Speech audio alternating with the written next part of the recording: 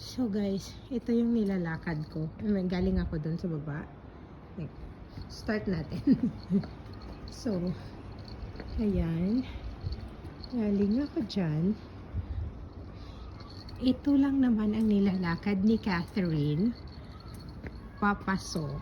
Every Wednesday kasi meron akong 45 minutes class sa school na to.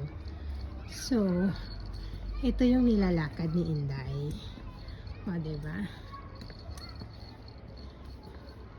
Pero guys, kahit malamig ngayon, so may dalawang ano yan, either way, kung magsa-straight ka or going to the right side, which is also there.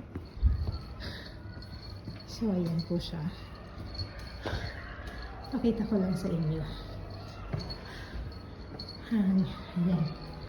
Ayan yung church.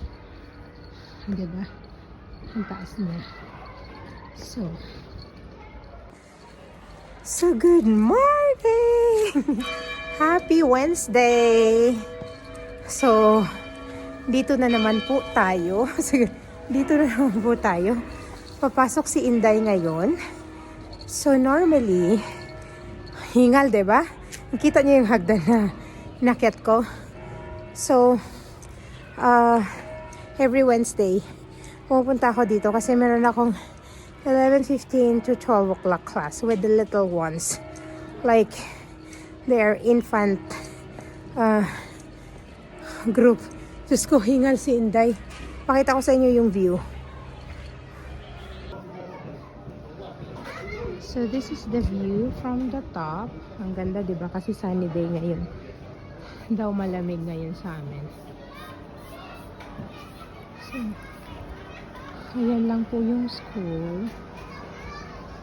Tapos, ito yung church.